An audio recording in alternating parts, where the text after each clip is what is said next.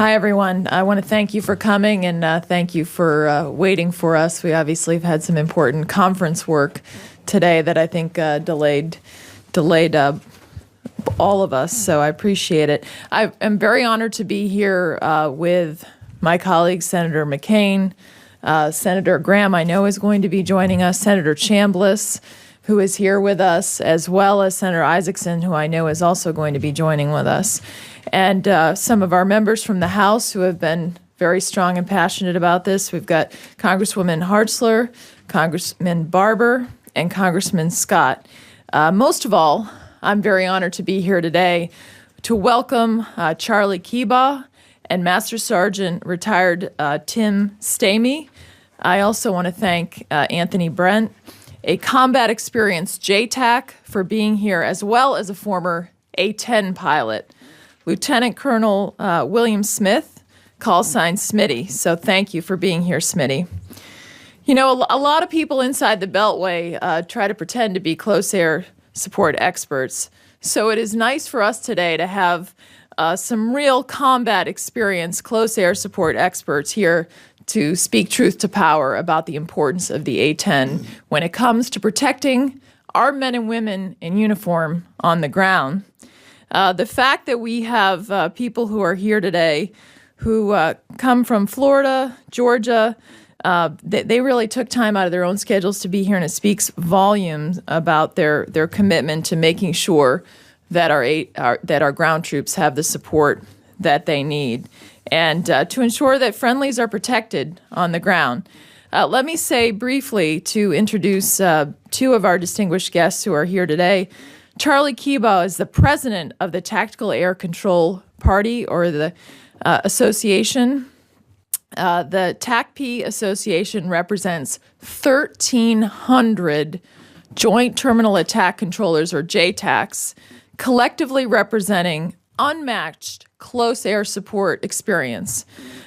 These are the guys on the ground that are working with all of our airframes to ensure that our men and women in uniform get the support that they need, and that the shots that come in take out the enemy and not our friendlies. So they have incredible experience. Mr. Keebaugh served on active duty for 10 years as a JTAC and TACP instructor, and he saw combat as a JTAC deployed to Afghanistan with the 75th Ranger Regiment. Master Sergeant retired Tim Stamey is an Air Force combat veteran, Silver Star recipient, and former JTAC. He served in the Air Force for almost 22 years, including 14 years as a JTAC with extensive experience controlling a variety of aircraft in combat, including A-10s, F-15s, F-16s, B-1s, B-52s.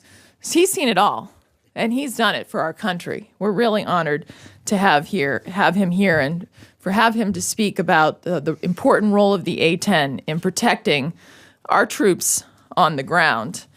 So I am very, very honored. Before we hear from our members and before we hear from Mr. Keebaugh and Master Sergeant Stanley, I want to say a few things. I've been fighting so hard for the A-10, and there's only one reason for that.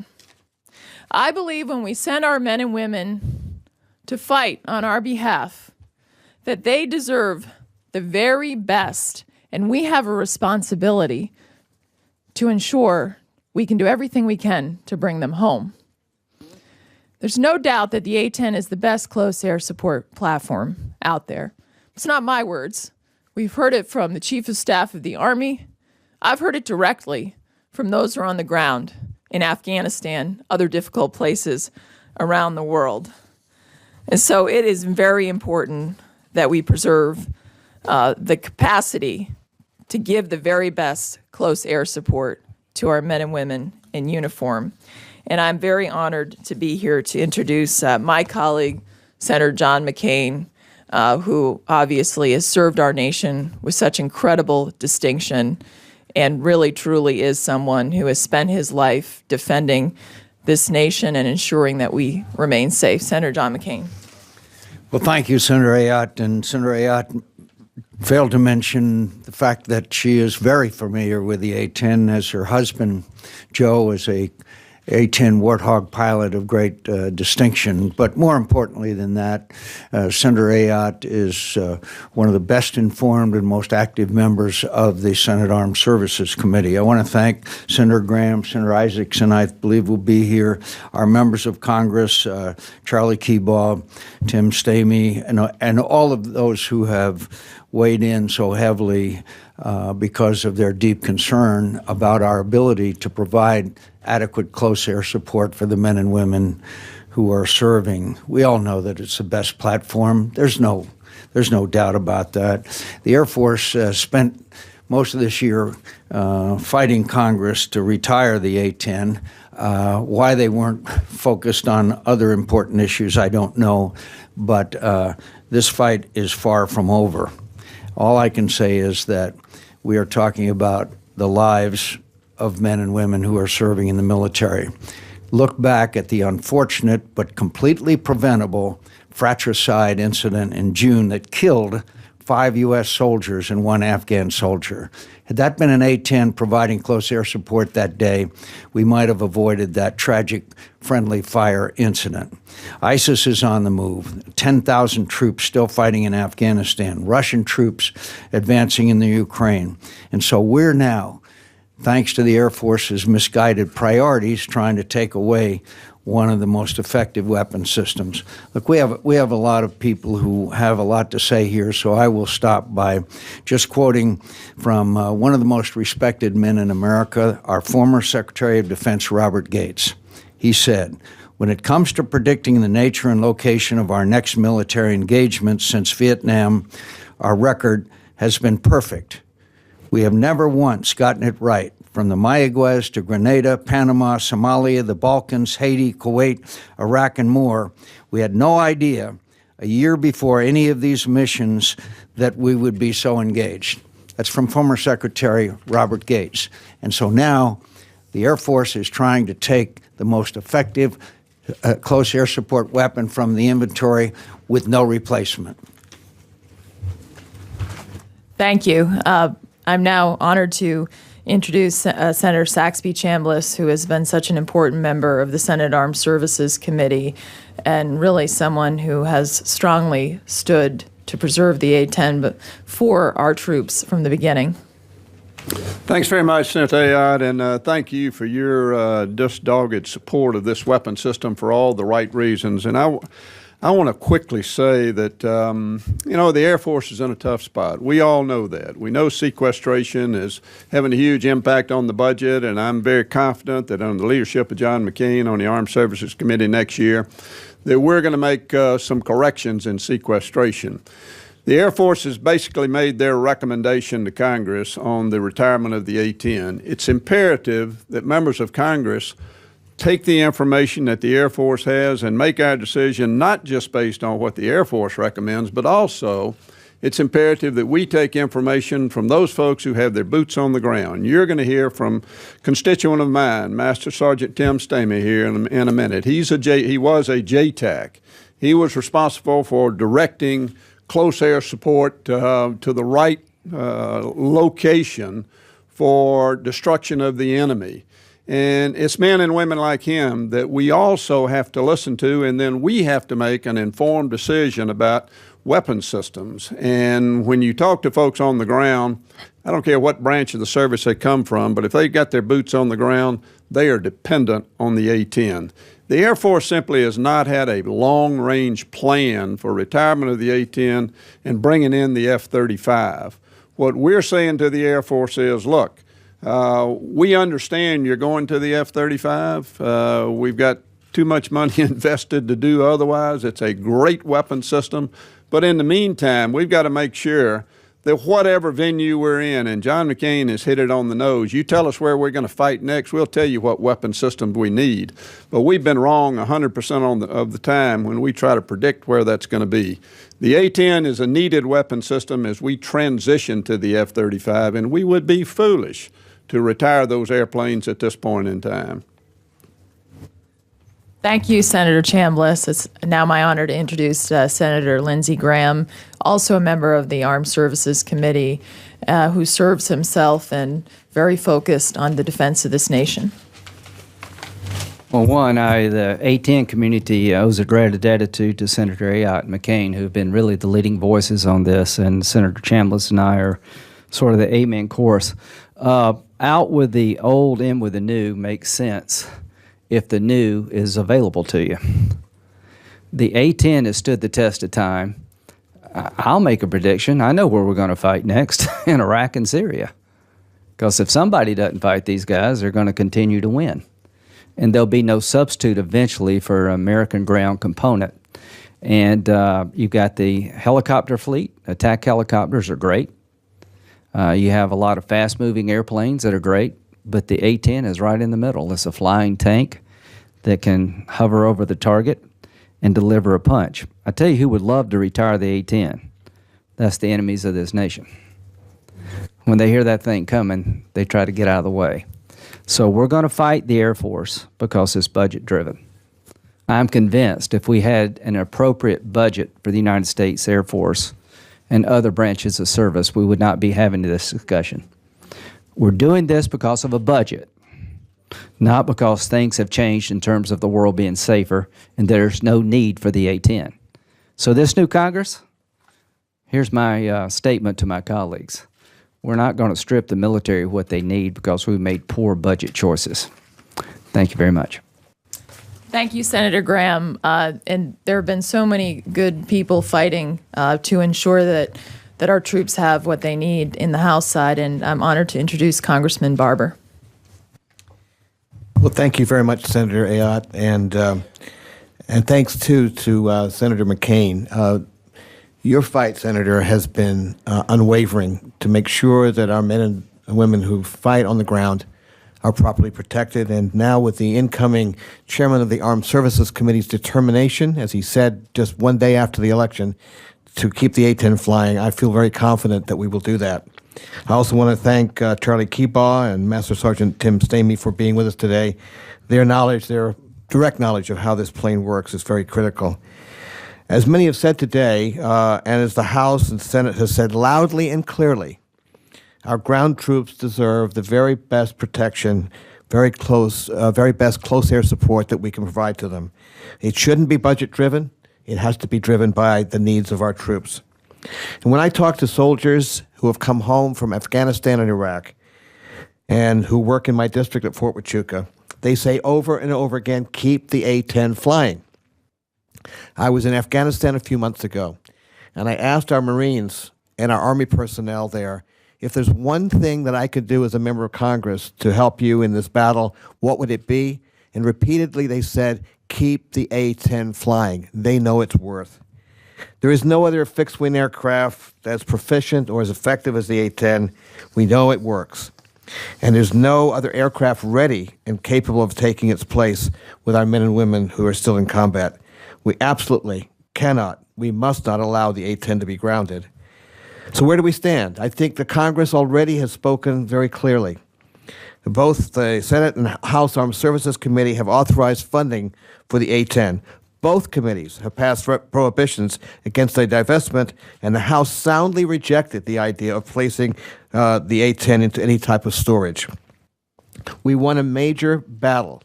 My colleagues and I, Congresswoman Hartzler, Congresswoman Candace Miller, Congressman Scott, won a major victory when the House voted overwhelmingly to continue the A-10. Let's remember what that vote was. 145 Democrats, 155 Republicans said no to the Air Force because they believed that the troops needed protection. This is not a parochial or a partisan issue.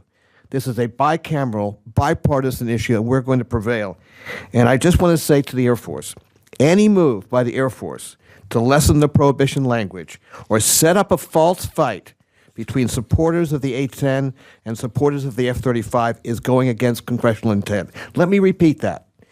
Any attempt by the Air Force to lessen the prohibitions language that's set up in these bills or set up a false fight between supporters of the A-10 and supporters of the A-35 is going against congressional intent, and we will continue to fight this battle into the next Congress if necessary. We are united in our determination that the men and women we send into battle will be protected by the best close air support system available to them, and that's the A-10. And I want to thank my colleagues for joining me in this battle, and thank you, Senator Ayotte, for bringing us together today. Thank you so much, Congressman Barber, and I'm very honored also to be here with Congresswoman Hartzler. Thank you. Thank you, Senator. Thank you, my colleagues, and appreciate everyone here who's standing strong for the A-10. You know, it's a unique aircraft with a one-of-a-kind capability. There is no aircraft to replace this. And I'm so proud of the men and women in uniform who are providing this capability to our men and to our ground troops. I have a unit in my district, the 442nd, that just returned from a year in Afghanistan with the A-10s.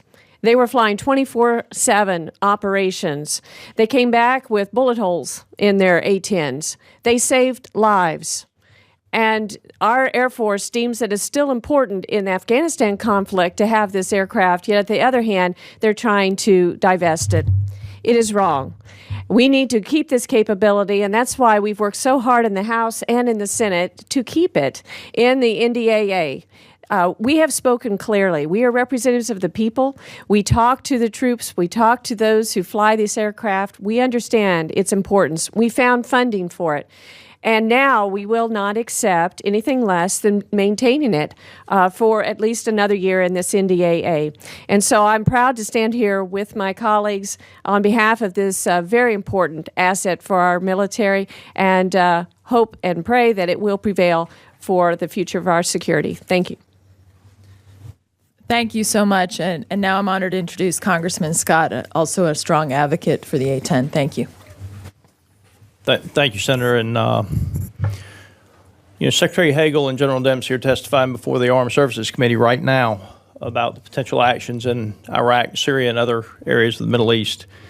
And we're using this weapon system right now. It works. It is the best at what we need to provide for our men and women in close air support. The Air Force's proposal is to get rid of the system that is working right now and being used right now in the hopes that we'll have a system that would actually be based 6, 7, 8 years from now. We understand that as time goes on, the A-10 will be replaced with the F-35. But it makes absolutely no sense to take a weapon system away that works perfectly good right now for the fights that we're in right now, based on the promise that we'll have another weapon system in 5, 6, or 7 years. When the F-35 starts coming off the assembly line and we start to base the F-35, then I'll accept that at that stage the A-10 will be replaced with the new weapon system.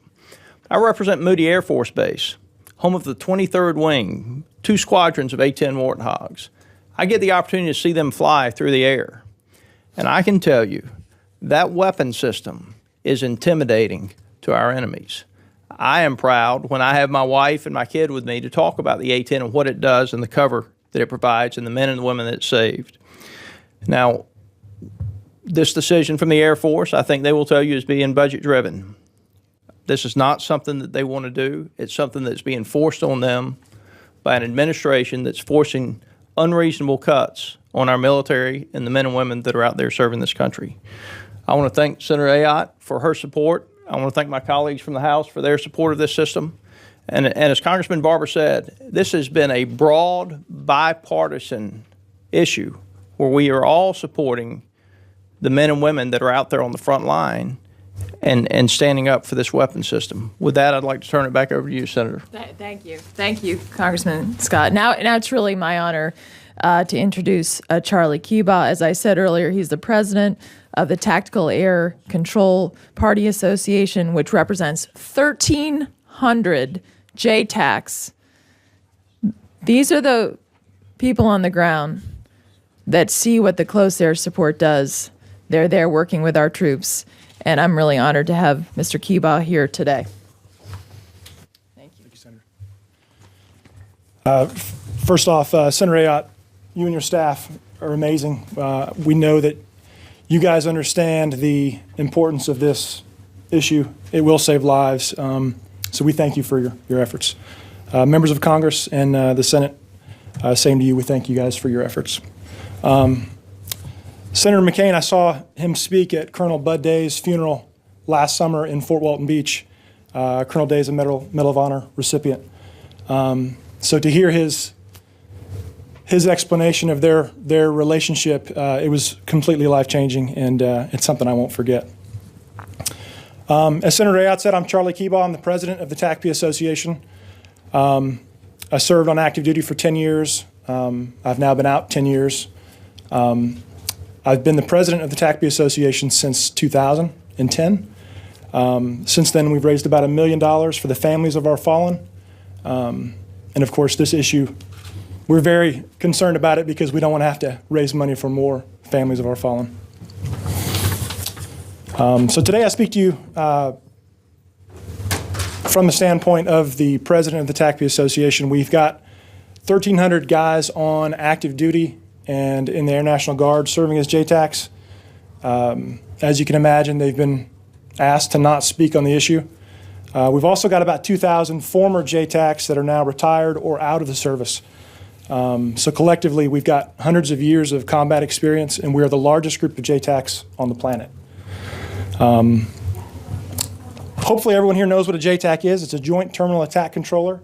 A service member on the ground who is charged with taking the ground commander's scheme of maneuver, taking all the air assets that are available, finding the enemy, and then putting those air assets onto the enemy and having all of your team come home with you.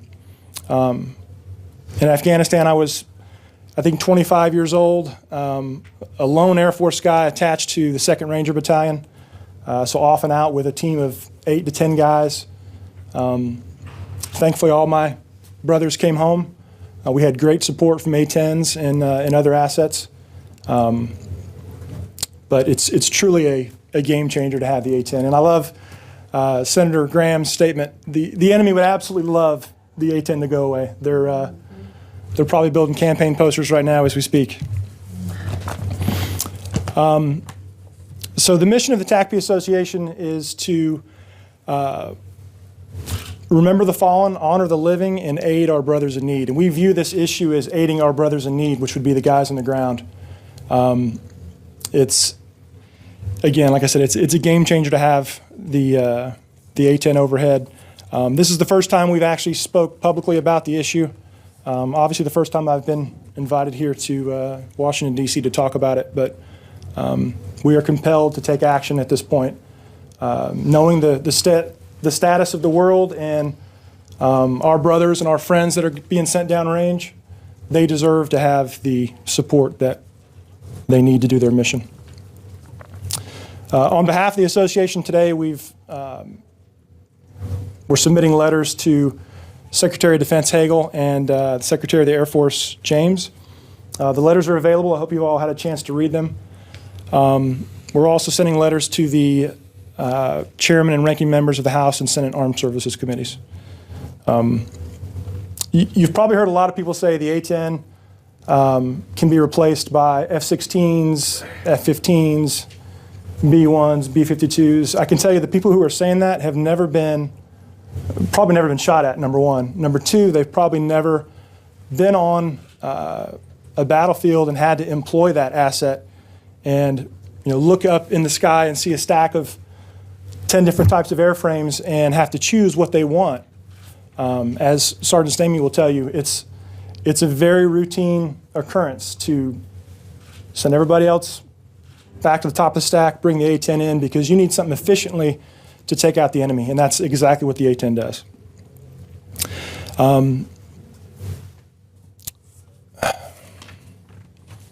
Last October, which was about a month ago, we had our annual reunion and memorial in Fort Walton Beach, Florida. We bring the families of our fallen, their children, and we hold a ceremony and then have a week-long event of celebration for the service of their fallen family member. During that event, we put the question out. Again, like I said, no one was allowed really to talk about the issue, but we put the question out: do you support the Air Force's plan to divest the A-10. As you can imagine, 100% said absolutely not. 100%. We also posted an online poll. We had a couple guys that just felt like arguing, but again, over 99% in that poll were against divesting the A-10. So we'd like to make a direct appeal to Secretary of Defense and the Secretary of the Air Force to really take a hard look at this decision. Our guys on the ground deserve and need the A-10. We'd also like to offer a 30-minute sit-down. I can have a dozen JTACs here tomorrow. Well, maybe not tomorrow. Maybe within a week. We could have the right guys or any of the guys come and talk, have a 30-minute sit-down with the decision makers, with no other Air Force personnel in the room, just the Secretary of Defense and the Secretary of the Air Force, and honestly get their opinion without fear of retribution for their career. I think they would get a very, very different bit of information.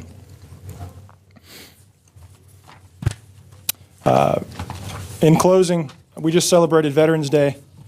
And as everyone up here has said, our men and women deserve the best support we have to offer. The guys in the A-10, they train to the fight. They know exactly what the guy on the ground needs. You will never see a A-10 JTAC interaction that doesn't go flawlessly. These guys write the playbook on how to do this stuff. Everyone else tries to train to it, but these guys are the actual authors. So again, Senator Ayotte, thank you for inviting us here, and thank you all for coming.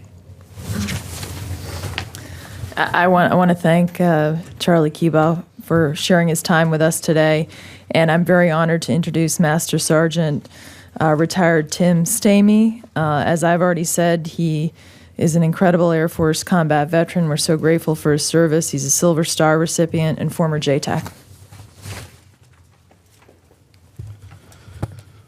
I know you've been sitting here for a while, and I'll have to apologize straight up front. I'm just a crusty old Master Sergeant. This isn't going to be eloquent, but it's going to be from the heart.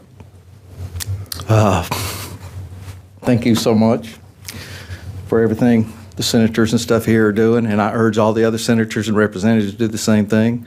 What the Air Force is doing, in my opinion, is a travesty. I'm just a poor retired enlisted guy. I came up here to speak to y'all to try to get, to pass on what I think about this and what all the other JTACs I work with think about this and the travesty they are doing it. Okay, I didn't come up here for politics. I didn't come up here to try to get a job with a defense contractor. It wasn't one of my decisions, nor to be on a late night news show or whatever. I came up here to do what's right.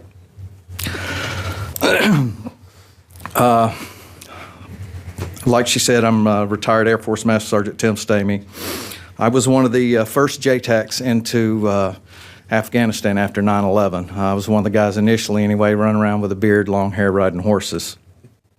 Prior to that, in the 90s, I actually went and taught at the B-1 and the B-52 weapons schools on teaching them to be able to drop bombs, 4 guys on the ground, behind enemy lines in a TGO operation. Not a close air support, a TGO. No integration with the scheme and maneuver of the battlefield, just to drop the bombs out there for us. I know their limitations and what they're capable of. I've controlled 16s, 15s, A-10s, AC-130s, B-1s, B-52s, F-18s, foreign aircraft. I've controlled lots of aircraft. As JTACs, if you cut me, I bleed green. Okay, I may be retired Air Force, but as JTACs, we go from Army post to Army post. We're attached to every Army combat unit. I spent the majority of my time with Special Operations attached to Special Forces Green Berets. And we live with those guys. We fight with them. They're my brothers. okay? And those guys that are out there doing that are enlisted guys, okay? And 90% of them come from middle-class families. They just have a high school education, and their parents happen to be the people that are supporting or doing the preponderance, pay the preponderance of the taxes for this country. And I wish the other senators and representatives would think about that and who this A-10 really supports. It's those guys. The A-10's not sexy. It ain't pretty when it flies over, but it's big and ugly, and it does what we need it to do. Charlie was talking about, the A-10 coming in there as a JTAC, and I've got aircraft stacked up, which, at times you can get plenty of them if you're the only one needing the air to come in. You'll pick and choose which aircraft you want to bring in first. And we got a thing, you shoot the 50-meter targets first, the ones that are closer to you. And I will bring in the A-10 every time to get the close targets to me and then work the other ones out. Why? Because it's the safest. It's the safest for us. It's the best at what they're the best at that. That is their mission, close air support. And as a JTAC, when you got aircraft coming in, you pray that you get an A-10 in because you know that it's safer to do that for you. And nothing other than our Father in heaven reassures and protects the friendly forces and scatters the enemy like an A-10. None of them.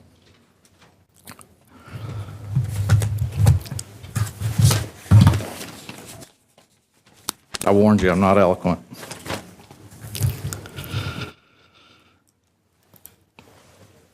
A lot of the other aircraft can do CAS, but it's not their number one role. They have multi-missions that they have to do, so they don't spend as much time training for it. The pilots don't, and their aircraft are not as capable.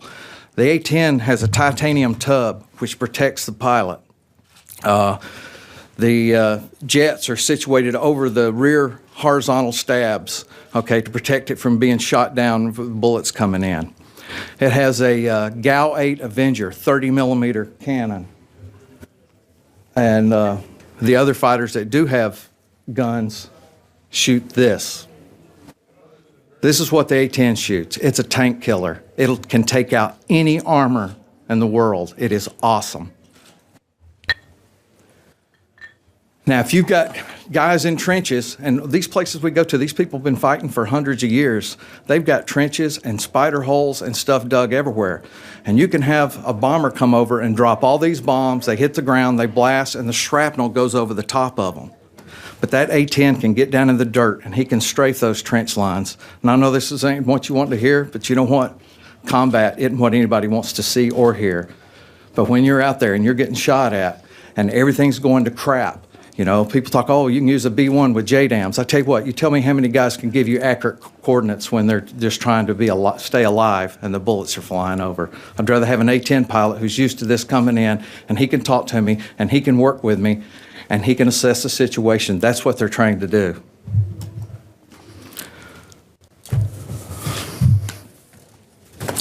Other things with the A-10s that they're trained to do, the pilots are trained to do, the other pilots aren't trained to do. JATS, Joint Air Attack Teams, and that's working with helicopters. None of the other aircraft practice that with the Army, but the A-10 does.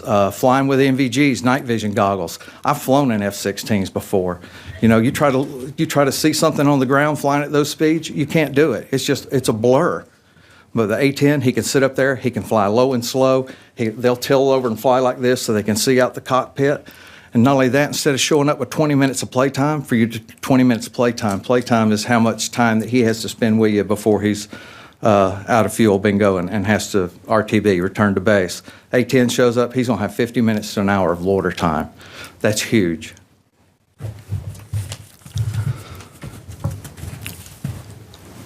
Forgive me if I use a sports analogy on this, but the A-10, like I said, he's not a jack of all trades. His focus is CAS. Okay, all the other aircraft the Air Force have, they try to do a multitude of different missions, and they'll try to do a little bit of CAS. 10 seconds left on the clock. You're on the 40-yard line, okay? You're behind by 2 points, and you need to kick a field goal to win the game. You know what? The quarterback, he did punt, pass, and kick competition when he was, in high school. Are you going to send him out to kick the field goal? No, you're going to bring your field goal kicker out there because that's his job. That's what he does for a living.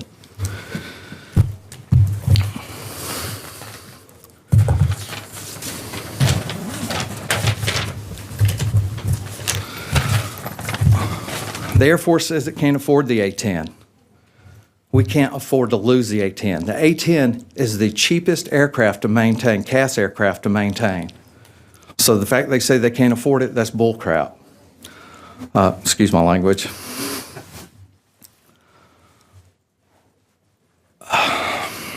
I keep in touch with all my brethren. And I tell you what, they all feel the same way I do. And there's so many of them that's lives have been saved by A-10s, that and the grunts that we work with. It's, I can't believe, it's incredible that we're even talking about this. The world's too volatile and unpredictable right now, wars and rumors of wars. Putin and what he's doing over in Ukraine, and we're looking at getting rid of this CAS aircraft when we don't have anything that can come anywhere close to doing what it's doing and not going to have for years and years and years. It's insane. Historically speaking, we've always planned to fight the next war the same as the war we just got through fighting. And I'm going to tell you right now, CAS, when you get in a deciduous environment with trees and everything, is much harder to do than it is in the desert. Everything's open in the desert. It's a lot easier.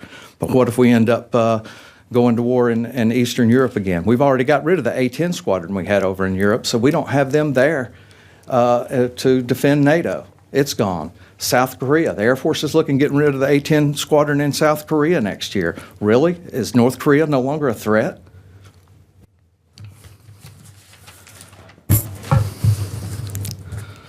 I just urge Secretary of Defense, the Secretary of the Air Force to do the right thing and listen to JTACs without any repercussions to them, because let's not fool ourselves. You know how that works. And I urge the rest of our senators and our representatives to do what the good senators and representatives are doing here, and that's to save the A-10 in order we can save the lives of the poor guys on the grunts on the ground that are living and doing this. Thank you, ma'am. Thank you. I have to say that Master Sergeant Stamey is quite eloquent when it comes to really, I think, letting us understand the importance of this close air support mission and what he has seen on the ground for why the A-10 continues to be needed. So I thank you. I know we were delayed, and I really appreciate all of you being here, and I'm happy to answer any questions or any of us up here. Yes, thank you. I'm curious what you think of the Air Force's proposal right now to retire 72 of the A-10s and F-15 instead of the 110. Yeah, it's wrong. It's wrong, and it also contradicts the intent of both bodies of this, not only as I know that members of the House can speak quite well about what happened, not only in the House Armed Services Committee, but also on the House floor. But it also contradicts the intent of the direct language that was put in the Senate committee, in the Defense Authorization Committee overwhelmingly. And if you look at what the Senate Appropriations Committee did, although we haven't moved the appropriations bill to the floor like the House did, again, they spoke as well. So, one thing that is the Air Force, I give them this, they're persistent. And even when they have heard directly from both bodies, they have continued to push this retirement, despite the fact that we are going to have a gap in capability at a time when the world has become even more dangerous for those who serve us on the ground. A-10 is one of the key issues that's being negotiated right now between the House and the Senate. Can you give us a sense of how that is playing out? And since the House and Senate both expressed their strong support, why is there still so much concern? I'll tell you why there's still so much concern, even though I think the House spoke clearly, as Congressman Barber had said, even though the Senate has spoken clearly, the Air Force has continued, I think, to make this a false choice between the F-35 and the A-10. And here's the problem with that. So our next fifth generation fighter is very important. It's been a priority, but this has been a moving target, right, with the Air Force. Those of you who've been following this argument, how many different arguments has the Air Force made along the way? So now we're trying to pit the F-35 against the A-10. It's a false choice, number one, because there are other ways that we can ensure that the F-35 continues and the A-10. And also, they have yet to address this gap problem, which the Master Sergeant spoke of very clearly, because there's a gap in years where those on the ground aren't going to have that capability. And that's assuming, obviously, the F-35A is able to do that. And I'm making that assumption. But I will tell you that those years are unacceptable with the threats we face. I don't know if anyone else wants to jump. As I said in my remarks, it's a non-starter with me, and I think it's a non-starter with the members of the House who voted to keep the A-10. We've seen several attempts, as Senator has said, by the Air Force to go around our decisions, to make moves, to divest even though we told them not to. We will continue to tell them to listen to the will of the Congress. The will of the Congress is we're not going to wait to retire the A-10, and we're going to wait until we have another aircraft to replace it so that we really can protect our troops. But the Air Force, I'll give you that, certainly, Senator, they're persistent, but so are we. We are not going to give up this fight until we prevail. Our troops depend upon it. Yes. Where are you going to find the money to pay for the A-10 that you want? Well, first of all, when I can have the House address, but they came up with a proposal in the Appropriations Committee, as did the Senate. So what we're seeing now is that the Air Force is pushing a new argument on the F-35. And so I believe there are other ways that the if there truly is a maintenance shortage on the F-35, that they could address this. So I believe that that's what we need to do, because we can't create a choice with, do we continue to go forward with doing what we need to do on the next generation of fighter, and also at the same time make sure that those who are on the ground now have what they need. And I'll tell you, from when I first started on this issue over a year ago, I have a question for everyone in this room. Does the world look safer now? Does it look less likely that our troops are going to have to go somewhere on our behalf? I think the answer is clearly no. None of us want that to happen. But the answer is clearly no as we look at what we're facing. So can I say something? Yeah. So it comes down to the capabilities. Oh, come on up. Sorry. Apologize.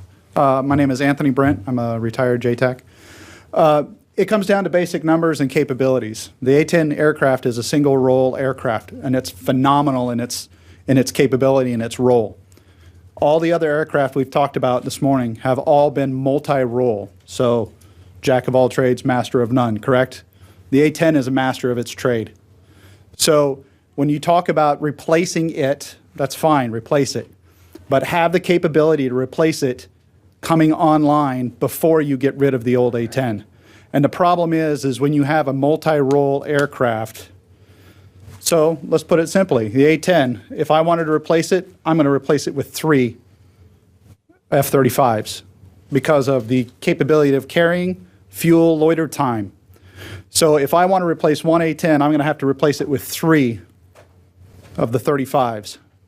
So how many A-10s are we talking about retiring? 72. So how many 35s do we need to replace it with? And when is the first 35 coming online to fly and roll mission? It's 21. So why are we talking about getting rid of the master of a role?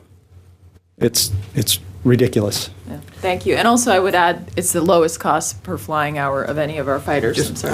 On the question of the budget, I just want to share with you what happened in the House Armed Services Committee when we were having the discussion about the A-10. We ended up prevailing with this very strong bipartisan coalition to save the A-10. Everyone said it couldn't be done, but we did it. And I'll tell you what really stopped the discussion. We were talking about where do you get the money, and we had identified money in the OCO fund. And where the money comes from is less important, is that we get it done and we find a way. but a Republican colleague of mine, his turn in the discussion, we were quibbling over the amount of money that it would take, which is a very small amount in the greater scheme of things. This member of Congress said to the members of the committee, I have 3 sons. All of them are deployed. What price are you going to put on any one of them? You need to save the A-10. The discussion on the budget stopped, and we prevailed with the vote. And I think that's the important thing. It's not partisan. It's not Senate or House. It is bipartisan, and it really has to do with what we need to do for our troops. We send them to war, we better protect them in war, and the A-10 is the best way to do that. Last question. Thanks. To follow up on the funding issue, if this becomes a long-term fight, how sustainable is it for you guys to year after year after year have to, on your own, find parts of the budget to cut in order to fund the A-10? I mean, how do you... Well, let's be clear. If we continue given the threats we face around the world, and we continue to look at 16 and beyond with sequestration, we're going to be talking about more things than the A-10. I mean, I was with the Commandant of the Marine Corps yesterday, and he described it this way. If we continue to go down the path of sequestration in light of what we're asking of our men and women in uniform, for our Marine Corps, what it means is a 1-to-1 ratio. And you can imagine what that would do to readiness in terms of, deploy 1 ratio and then rest 1. That's unacceptable, because what we will do is have a hollow force, and we will do so much harm, not only to the defense of this nation, but most importantly to those who have stepped up to serve this great country. So this is a longer-term picture in terms of the issue of sequestration. But right now in front of us is this year's defense authorization, where both the House and the Senate have spoken very clearly, and they have heard that they don't want this gap between where we are with the A-10 right now and where we are getting the F-35 online as a replacement. And so that gap, given the threats we face around the world, is just the cost is too great. And so we will look for ways to pay for it now, and we've got to look for a solution in the longer term to ensure that this nation is protected. So I thank you all for being in, particularly for your patience. I know some people may be around too to answer more questions as this goes, so thank you.